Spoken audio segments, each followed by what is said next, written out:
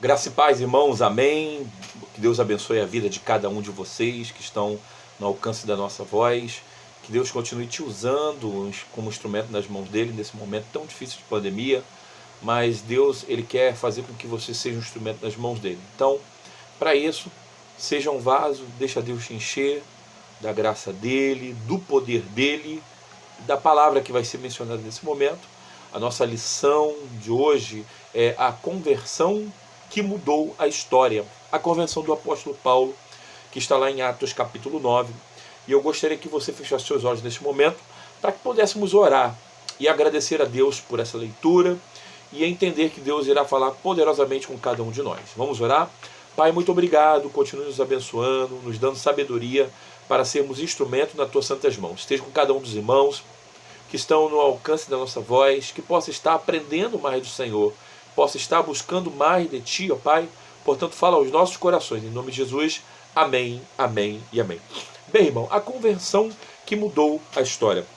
O interessante é que no prefácio dessa lição aqui de Atos, capítulo 9, a conversão que mudou a história, a conversão do apóstolo Paulo, nós podemos ver aqui na introdução que ela fala de um fariseu que se converteu ao se encontrar com Cristo. O Cristo que ressuscitou. O apóstolo Paulo, ele era um fariseu, e Cristo, ele condenava os fariseus na época do próprio Cristo, em que ele fez o seu ministério durante 3 anos aqui nessa terra. Durante 33 anos Jesus viveu, porém 3 anos foi o ministério dele. E Jesus sempre estava em interlocução com os fariseus, e os fariseus sempre tentavam pegar Jesus de uma certa forma, atrapalhar o ministério dele. E aqui nós vemos um fariseu que se converte ao evangelho de Cristo Jesus, mesmo depois de Cristo ter morrido, e este era Saulo de Tarso, que se tornou depois o apóstolo Paulo. Ele teve a honra de, depois de Cristo, ele ter sido o maior vulto do cristianismo. Cristo, com certeza, não tem como igualar Cristo. Cristo foi o maior de todos, o Filho de Deus, o nosso Salvador. Mas depois de Cristo nós podemos colocar o apóstolo Paulo. O apóstolo Paulo foi um dos grandes pregadores aos gentios. O apóstolo Paulo, ele levou a palavra, como ele diz, a tempo e fora de tempo. Então por isso ele é o maior vulto do cristianismo após Cristo. Então o apóstolo Paulo, ele tinha uma base muito grande, uma sabedoria muito grande e uma importância enorme dentro do cristianismo. Podemos ver também que mais ou menos assim 3 anos depois da morte de Cristo é que o apóstolo Paulo foi chamado para ser um apóstolo diante de um momento tão difícil da história, a qual Cristo necessitava de alguém com sabedoria, alguém que fosse poliglota, que falasse várias línguas e entendesse de várias ciências, que pudesse levar o evangelho e expandir ele não só ali entre os judeus de Jerusalém, mas também na Judéia, Cafarnaum e em outros lugares que por ali pudesse encontrar pessoas, obviamente, receberiam a palavra do nosso Deus. E podemos perceber também nessa lição,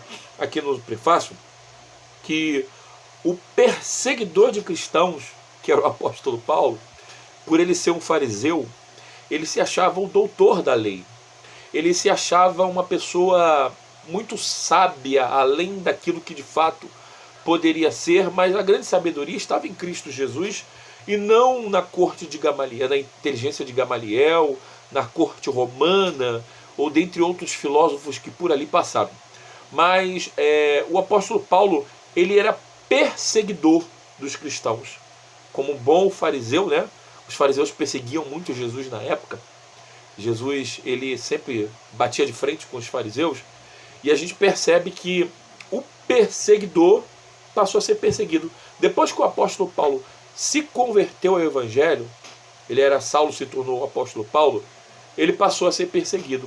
Eu talvez possa perguntar para você agora e você me responder, da mesma forma que aconteceu com o apóstolo Paulo, se depois, quando você se converteu ao evangelho, entrou para a igreja, você passou a ser perseguido, as pessoas passaram a olhar torto para você, ou falar mal de você.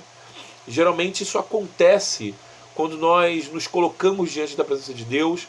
O inimigo sempre vai usar uma pessoa para poder tentar atrapalhar a sua vida e te tirar do foco, que é estar diante da presença do nosso Deus. Bem, irmãos, Saulo, ele era de Tarso, e podemos perceber que ele era um cristão com excelência. Ele era um fariseu com excelência, e ele tinha todo o conhecimento do povo fariseu, do povo rabino. Ele conhecia toda essa história, mas dentro da forma como ele havia aprendido. Mas depois, quando ele se tornou um cristão, teve um encontro com Cristo, ele passou a ser um cristão com excelência.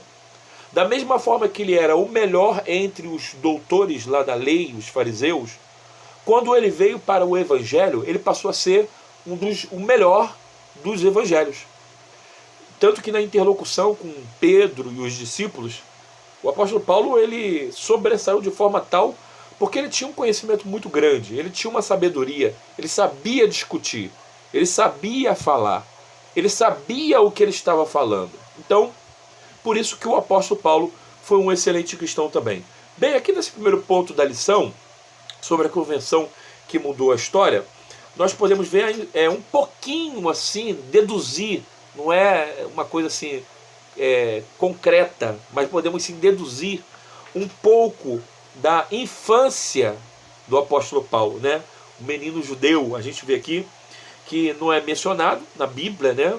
A história da infância do apóstolo Paulo, acredito que ele não queria contar isso, não fazia caso importante para a vida dele, talvez não acrescentaria tanto, mas a gente pode perceber aqui que ele não é mencionado, mas deduzindo assim sobre a questão de uma pessoa criada entre os judeus e que seja fariseu, a lição ela nos dá alguns pontos importantíssimos para que possamos assim nos situar e entender um pouquinho daquilo que de fato o apóstolo Paulo deva ter passado. Bem, aos 6 anos ele deve ter sido enviado à escola de rabinos.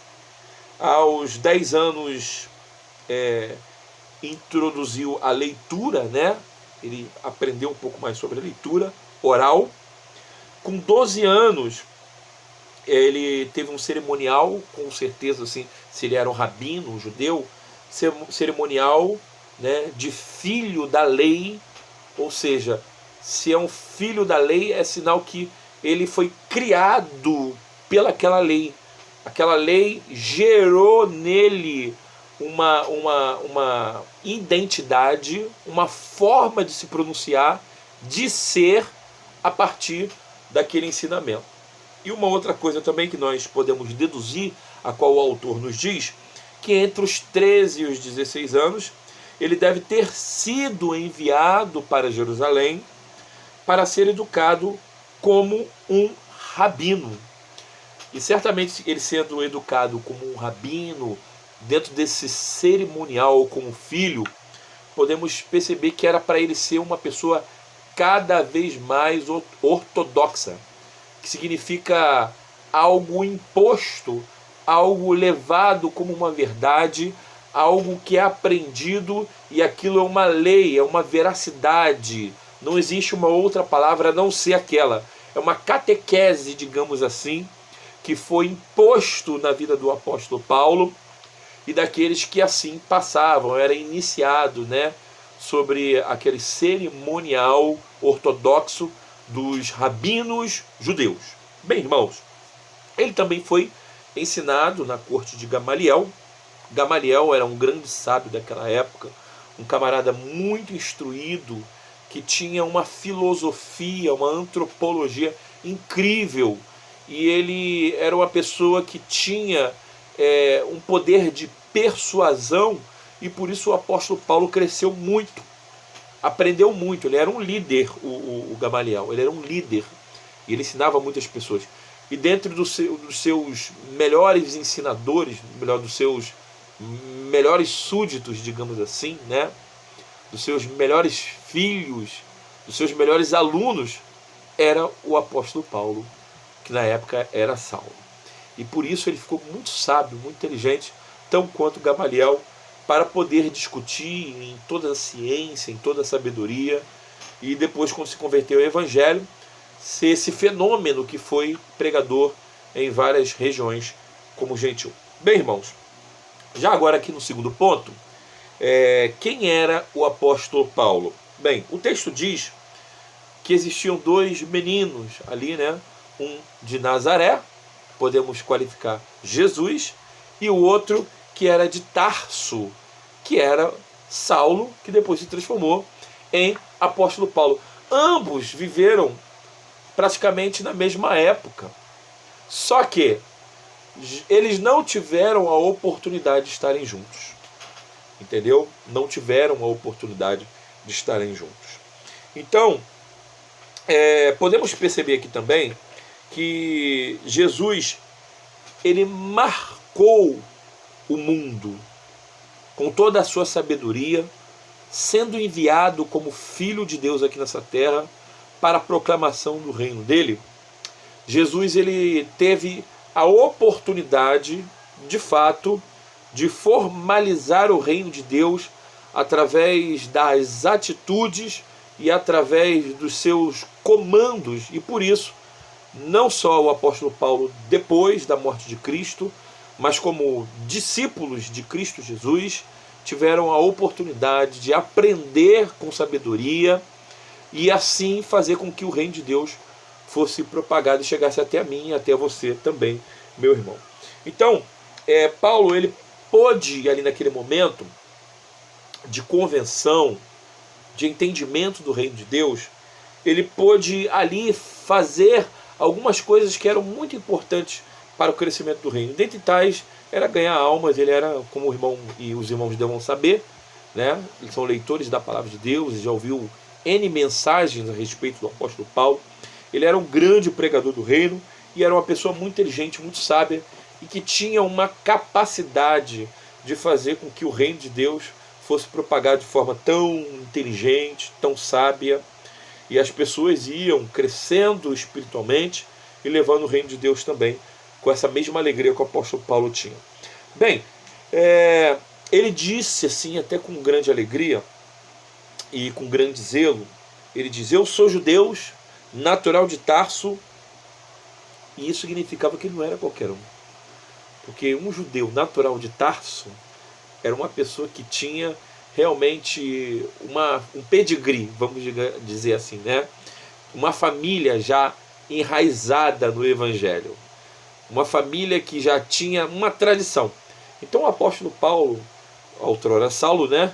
Ele tinha uma família tradicional. Ele não chegou de qualquer jeito lá como um doutor da lei, um fariseu, não. Ele já tinha, já na família dele, alguém que pudesse iniciá-lo e ele pudesse ter crédito a respeito do seu familiar, que poderia muito bem ter o seu pai ou a sua mãe. Bem, irmãos, podemos ver aqui também, na lição, que o apóstolo Paulo, ele esteve diante de Festo, né, e mostrou toda a sua cultura, todo o seu conhecimento, diante daquela liderança que era Festo naquela época, onde ele estava diante daquele tribunal. E o apóstolo Paulo, com a sua cultura, com o seu conhecimento, ele conseguiu ali também sobressair, porque ali ele contou toda a história dele, contou a história do Evangelho, como Cristo apareceu para ele, e como ele se tornou um apóstolo, e aquilo ali fez com que algumas pessoas se convertessem ao Evangelho de Deus, ao Evangelho de Cristo Jesus, o mesmo que o havia chamado ali no caminho de Damasco, em Atos capítulo 9. Então é muito importante a gente entender que o apóstolo Paulo, em todos os momentos, ele sinalizava o reino de Deus. Bem, podemos ver também aqui no texto que totalmente o culto passou a usar para Jesus. John Stott diz isso, que antes ele usava em benefício dele e dos fariseus e de Roma. Depois, o seu conhecimento e a sua sabedoria, ele passa a usar com excelência e com zelo, com total alegria para Jesus. É a palavra de John Stott, um dos grandes escritores, pastor e líder, teólogo de todos os tempos, um dos grandes, né? Ele diz que Paulo, do que ele era como um fariseu, ele se tornou melhor ainda como um cristão pregador do reino de Deus, a ponto de não se importar mais com a vida dele. Diz: não vivo mais eu, mas Cristo vive em mim. Ele não queria viver mais como Paulo, ele queria viver como Cristo Jesus, a ponto dele dizer: sede meus imitadores, como eu também sou de Cristo. Você tem sido imitador de Cristo, meu irmão? Se você ainda não tem sido, procure imitar Cristo, assim como o apóstolo Paulo imitou. Podemos ver aqui também que John Stott, ele acaba dizendo também que o apóstolo Paulo, ele estava intoxicado de Cristo. Intoxicar significa completo, cheio, algo que está ali tomando conta do seu corpo, da sua vida. E assim era o apóstolo Paulo. O John Stott, ele diz que Paulo estava intoxicado de Cristo. Que possamos, meus irmãos, estar intoxicado de Cristo. Que Cristo possa ser o Senhor da nossa vida e possa estar realmente completo, não só na nossa mente, mas no nosso coração, nossos atos, nosso olhar, na nossa boca. Isso é muito importante. Bem, o terceiro ponto da nossa lição, a transformação. O apóstolo Paulo, ele diz aqui em 1 Coríntios capítulo 15, versículo 9: nem sou digno de ser chamado apóstolo, porque persegui a igreja de Deus. Ou seja, ele não se achava digno, porque em algum momento ele perseguiu essa fé que hoje ele estava crendo. Por isso o autor diz que há dois limites nesse texto. Bem, o primeiro é o perseguidor da igreja e o outro o apóstolo. Ele se vê como um perseguidor, alguém que fez muito mal e que agora é um apóstolo e que precisa cumprir o propósito dele, a qual Cristo chamou lá no caminho de Damasco, né? Saulo, por que me persegues? E ali Cristo falou para aqueles que ali estavam, dizendo que este é para mim como vaso de honra. O apóstolo Paulo seria um vaso de honra para o reino de Deus. Diga-se passagem, irmãos, foi um grande vaso de honra para o reino de Deus. Fez realmente com sabedoria, com alegria, foi realmente sensacional. Um homem show de bola, como diz aí, né? Bem, podemos ver também aqui que as pessoas, depois que o apóstolo Paulo aceitou ao Senhor Jesus, eu estou aqui só destrinchando a lição, não lendo, mas pegando pontos importantes para que possamos esgrimar e não ficar preso à leitura. As pessoas tentaram descredibilizar, né? Ih, quase que não saiu. Descredibilizar, caramba, quase que não sai, né? Tirar o crédito do apóstolo Paulo.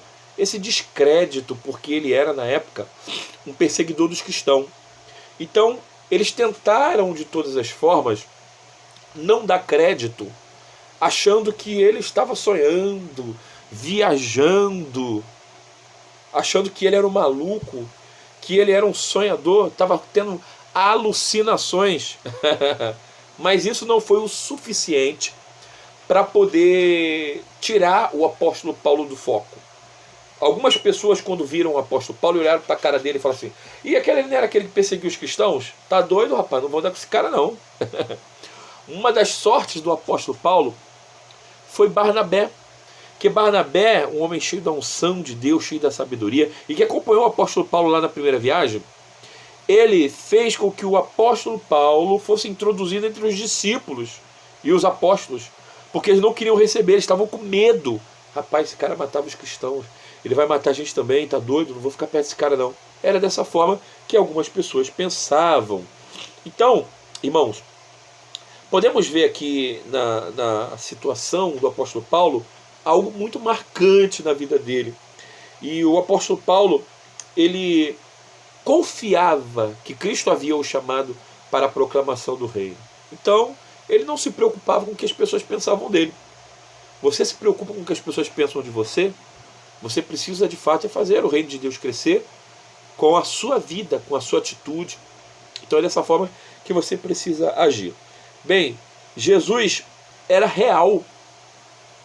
Interessante que o apóstolo Paulo percebe que Jesus era real, porém diferente do que ele imaginava. Então, ele começa a perceber ali que Cristo era alguém que deveria ter crédito. Então, ele não estava mais preocupado com a vida dele. Ele não estava mais preocupado com o que as pessoas iriam falar dele. Porque ele sabia que o que ele fazia na época, ele fazia com alegria, com força, com vigor. E depois, quando ele se converte, ele vê que aquilo tudo era errado. E ele falou, não, para Cristo eu vou fazer maior. Eu vou fazer melhor. Eu vou fazer com mais força, com mais alegria. Desde quando você se converteu, meu irmão, minha irmã, será que você tem feito mais alegria ainda no reino de Deus? Será que você tem feito com mais sabedoria? Se não tem feito, procure fazer em nome de Jesus. Bem, irmãos, aqui no último ponto, a disposição para o serviço. Bem, Atos capítulo 22, até o versículo 10. Deixa eu ver se eu consigo achar ele aqui. Atos capítulo 2. Opa, passei direto. São várias lições aqui, né? Atos capítulo 22, versículo 10. Você pode abrir a sua Bíblia aí também para poder estar acompanhando com a gente. Tô mal aqui no computador, né? Bem, a palavra de Deus aqui em Atos capítulo 22, versículo 10 diz assim: Então perguntei, Senhor, que farei? E o Senhor me disse, levanta-te e vai a Damasco, onde se te dirá tudo o que te é ordenado fazer. Que coisa interessante. Cristo falando com ele. Ali está uma fala entre o apóstolo Paulo e Cristo. Ele já estava dando crédito. Ele não acreditava em Cristo, porque ele perseguia os cristãos. Ele não acreditava nesse Senhor Jesus aí. Ele acreditava nas leis dele. Ele acreditava no povo lá da ortodoxia, que era algo que era imposto na vida dele. E a partir de agora, a conversão dele não foi de brincadeira. Foi uma conversão verdadeira, irmãos. Algo que realmente ele estava levando a sério, né? E de plena obediência. Estava naquele momento perguntando a Cristo. E Cristo estava dizendo para ele, ó, vai lá em Damasco e levantai e vai para Damasco, onde se dirás tudo o que eu te ordenar. Ou seja, o que eu ordenar você para fazer, você vai fazer. Por isso que Paulo falou em alguns momentos, eu, Paulo, escravo de Cristo. Ele era um escravo de Cristo. Ele sabia que ele estava preso no Evangelho naquele momento. E ele tinha que fazer com alegria. Então, de fato, o apóstolo Paulo estava ali para servir e fazer a vontade de Cristo, Jesus. Porque ele, naquele momento, ele estava entendido, convencido de que aquele era o caminho correto. É o caminho através de Cristo Jesus. Bem, o autor diz assim duas coisas muito importantes, eu quero dizer aqui, para a gente encerrar.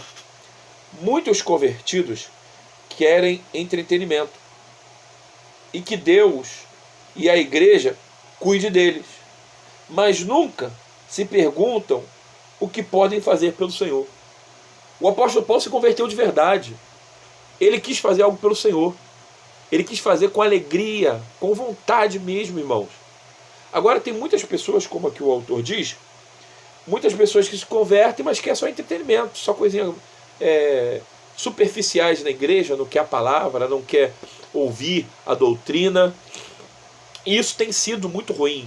As pessoas não têm crescido, têm continuado meninos e meninas no Evangelho. Por isso que o apóstolo Paulo cresceu como pessoa e principalmente como um servo de Deus. Precisamos, meus irmãos, buscar realmente as coisas de cima, as coisas do reino. E uma outra coisa que o autor nos diz aqui também, uma pessoa verdadeiramente salva é grata e mostra o espírito de serviço. Muitos querem ser servidos. Então, se você foi salvo por quê? Pela graça de Deus. Então, o que você tem que querer dar em troca? Vou trabalhar, vou servir o reino, vou pregar o evangelho, vou participar de tudo. O que tiver no reino eu vou participar. Então uma pessoa grata, ela faz isso. E quantos de nós temos sido ingratos diante de Deus por aquilo que Ele fez, enviar o seu Filho ao mundo para morrer na cruz por mim e por você? E qual é a sua gratidão? Qual é o trabalho do serviço? O que você tem feito? É igual aquele hino do cantor cristão, se eu não me engano, 422. No serviço do meu rei eu sou feliz, obediente e corajoso. Será que temos sido obedientes, corajosos e temos feito com alegria aquilo que realmente Cristo quer que nós façamos? Precisamos entender, meus irmãos, e ver se de fato temos feito as coisas corretas, e para que isso seja algo notório na minha vida e na sua, e as pessoas vejam Jesus através de mim e através de você.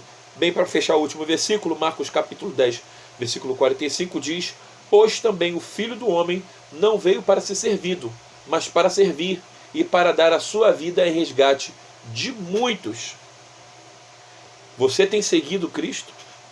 Tem feito a mesma coisa que Cristo? Não veio para ser servido, mas para servir? Ele é o Filho de Deus, ele deveria ser servido. Lembra do momento na cerimônia do lava-pés, quando ele pega e lava os pés dos discípulos? Os discípulos deveriam lavar os pés dele. Pedro, que é isso? Não vai lavar meus pés. Ele, Pedro, se eu não lavar teus pés, você não tem parte comigo. Pedro, Senhor, não lava só os pés, lava o corpo todo. Era necessário só o pé.